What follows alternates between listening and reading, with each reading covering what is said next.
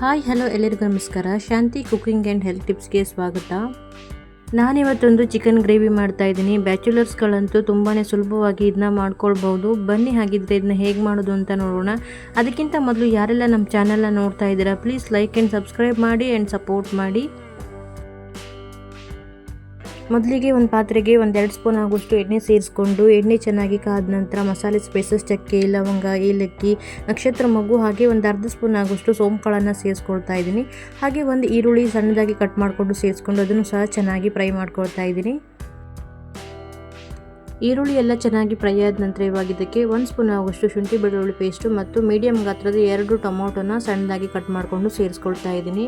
ಹಾಗೆ ಒಂದು 3-4 ಹಸಿಮೆಣಸಿನಕಾಯಿಯನ್ನು ಸೇರಿಸ್ಕೊಂಡು ಎಲ್ಲವನ್ನು ಸೇರಿಸ್ಕೊಂಡು ಚೆನ್ನಾಗಿ ಫ್ರೈ ಮಾಡ್ಕೊಳ್ಬೇಕು.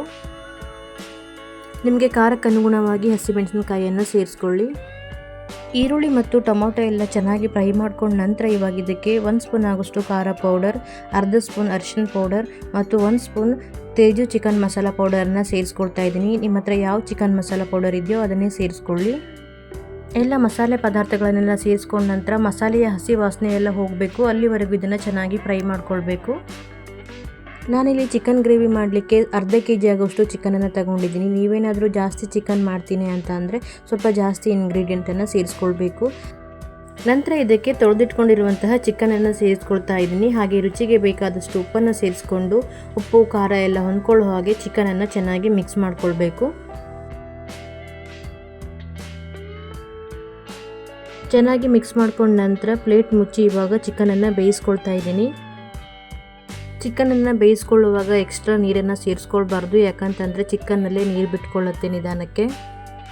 ಚಿಕನ್ ಬೇಯುವಷ್ಟರಲ್ಲಿ ಗ್ರೇವಿ ಸ್ವಲ್ಪ ಜಾಸ್ತಿ ಇರಲಿ ಅಂತ ಹೇಳಿ ತೆಂಗಿನಕಾಯಿ ತುರಿಯನ್ನು ಪೇಸ್ಟ್ ಮಾಡ್ಕೊಳ್ತಾ ಇದ್ದೀನಿ. ತೆಂಗಿನಕಾಯಿ ತುರಿ ಪೇಸ್ಟ್ ಮಾಡಲಿಕ್ಕೆ 1 ಕಪ್ ಆಗುವಷ್ಟು ತೆಂಗಿನಕಾಯಿ ತುರಿಯನ್ನು ಸೇರಿಸ್ಕೊಳ್ತಾ ಇದ್ದೀನಿ.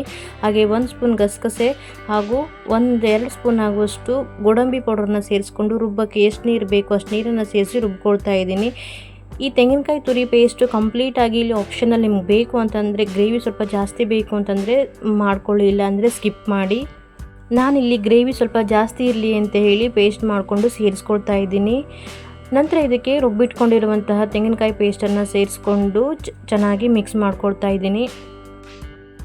ತೆಂಗಿನಕಾಯಿ ತುರಿ ಪೇಸ್ಟನ್ನು ಸೇರಿಸ್ಕೊಂಡು ಚೆನ್ನಾಗಿ ಮಿಕ್ಸ್ ಮಾಡ್ಕೊಂಡ ನಂತರ ಒಂದು 5 ನಿಮಿಷ ಇದನ್ನು ಚೆನ್ನಾಗಿ ಕುದಿಸ್ಕೊಳ್ತಾ ಇದ್ದೀನಿ.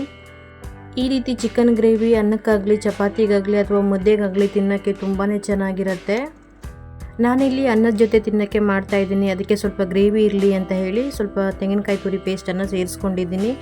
ಒಂದು 5 ನಿಮಿಷ ಗ್ರೇವಿನ ಚೆನ್ನಾಗಿ ಕುದಿಸ್ಕೊಂಡ ನಂತರ ಕೊನೆಯಲ್ಲಿ ಕಟ್ ಮಾಡಿದ ಕೊತ್ತಂಬರಿ ಸೊಪ್ಪನ್ನು ಸೇರಿಸ್ಕೊಂಡ್ರೆ ತುಂಬಾ ಸುಲಭವಾಗಿ ಮಾಡ್ಕೊಳ್ಳುವಂತಹ ಬ್ಯಾಚುಲರ್ಸ್ ಚಿಕನ್ ಗ್ರೇವಿ ರೆಡಿಯಾಗಿದೆ. ಇವಾಗ ಮನೆಗೆ ಯಾರಾದರೂ ಸಡನ್ನಾಗಿ ನೆಂಟರು ಬಂದರೆ ಈ ಚಿಕನ್ ಗ್ರೇವಿನ ತುಂಬಾ ಸುಲಭವಾಗಿ ಮತ್ತು ಬೇಗನೆ ನಾವು ಇದನ್ನು ಮಾಡ್ಕೊಳ್ಬೋದು.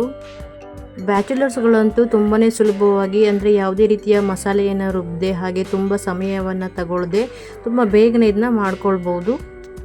ಬಿಸಿ ಬಿಸಿ ಮುದ್ದೆಗಾಗಲಿ ಅಥವಾ ಅನ್ನಕ್ಕಾಗಲಿ ಚಪಾತಿಗಾಗಲಿ ತಿನ್ನೋಕ್ಕೆ ತುಂಬಾ ಚೆನ್ನಾಗಿರುತ್ತೆ ಈ ರೀತಿ ಗ್ರೇವಿ ಮಾಡ್ಕೊಂಡು ತಿಂತಾಯಿದ್ರೆ. ನೋಡಿದ್ರಲ್ವ ತುಂಬಾ ಸುಲಭವಾಗಿ ಮತ್ತು ಬೇಗನೆ ಚಿಕನ್ ಗ್ರೇವಿಯನ್ನು ಎಷ್ಟು ಸುಲಭವಾಗಿ ನಾವು ಮಾಡ್ಕೊಳ್ಬೋದು ಅಂತ ಹೇಳಿ. ನಾನು ಮಾಡಿರೋ ಈ ವಿಡಿಯೋ ನಿಮಗೆ ಇಷ್ಟ ಆದರೆ ಈ ವಿಡಿಯೋನ ನಿಮ್ಮ ಫ್ಯಾಮಿಲಿ ಆ್ಯಂಡ್ ಫ್ರೆಂಡ್ಸ್ಗೂ ಶೇರ್ ಮಾಡಿ. ಹಾಗೆ ಯಾರೆಲ್ಲ ಈ ವಿಡಿಯೋ ನೋಡ್ತಾ ಇದ್ದೀರಾ ಲೈಕ್ ಆ್ಯಂಡ್ ಕಮೆಂಟ್ ಮಾಡಿ. ಹೊಸದಾಗಿ ನಮ್ಮ ಚಾನಲ್ನ ನೋಡ್ತಾ ಇರೋರು ಪ್ಲೀಸ್ ಲೈಕ್ ಆ್ಯಂಡ್ ಸಬ್ಸ್ಕ್ರೈಬ್ ಮಾಡಿ ಆ್ಯಂಡ್ ಸಪೋರ್ಟ್ ಮಾಡಿ.